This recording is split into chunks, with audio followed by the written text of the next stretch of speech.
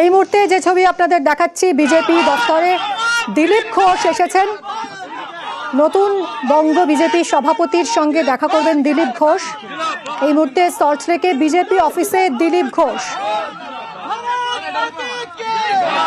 শুভেচ্ছা জানাতে এসেছেন শ্রমিক ভট্টাচার্যকে, রাজ্য বিজেপি সভাপতি, যিনি কয়েকদিন আগেই দায়িত্ব গ্রহণ করেছেন।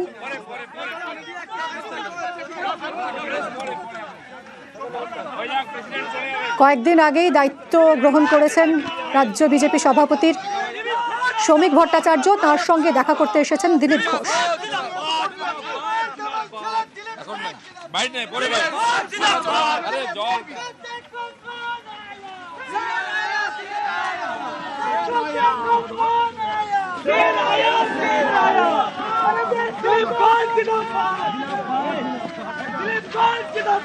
এই মুহূর্তে দিলীপ ঘোষ এসেছেন বিজেপি দফতরে। তিনি রাজ্য বিজেপি সভাপতি শ্রমিক ভট্টাচার্যের সঙ্গে কথা বলবেন। আমাদের সঙ্গে এই মুহূর্তে রয়েছেন আমাদের প্রতিনিধি পারাদীপ ঘোষ। পারাদীপ, দিলীপ এলেন সৌজন্য সাক্ষাৎ করতে শ্রমিক ভট্টাচার্যের সঙ্গে।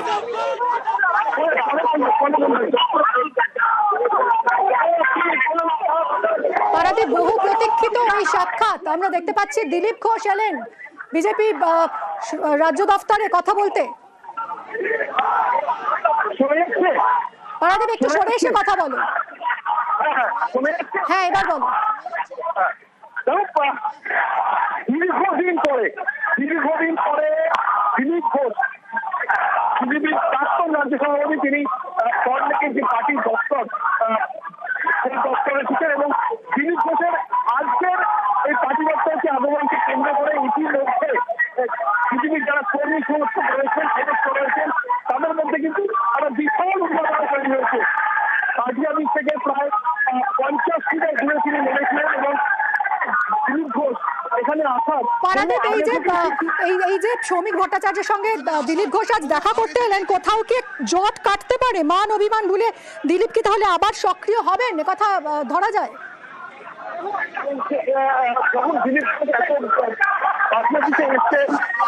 যখন দিলীপ ঘোষ এত পার্টি অফিসে এসছেন, নবনির্বাচিত সভাপতির রাজ্য সভাপতি শ্রমিক ভট্টাচার্য তার সাথে সাক্ষাৎ ছাড়বেন এবং তখন তো বলাই যায় যে দুই তরফে কোথাও গিয়ে একটা বরফ গলার একটা সম্ভাবনা তৈরি হয়েছে বলেই আজ দিলীপ ঘোষ দীর্ঘদিন বাদে আজ সল্টলেকের পার্টি অফিসে এসছেন।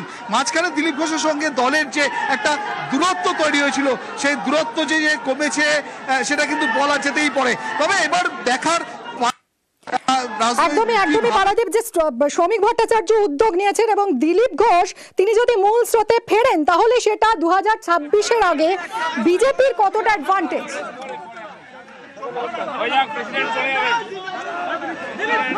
দেখো, অবশ্যই, কারণ এই কারণে অ্যাডভান্টেজ বলা যেতে পারে, কারণ দিলীপ ঘোষের সময় আজ পর্যন্ত এই রাজ্যে বিজেপির যে নির্বাচনী ফলাফল সেটা কিন্তু সেটা কিন্তু তুলনামূলক বিচার করা যায়। তাহলে দেখা যাবে দিলীপ ঘোষ যখন এই রাজ্যে বিজেপির রাজ্য সভাপতি ছিলেন, তার আমলেই কিন্তু নির্বাচনী ফলাফল থেকে সাংগঠনিক বিচার সব দিক থেকে বিজেপি এই রাজ্যে সর্বশ্রেষ্ঠ ফলাফল করেছে।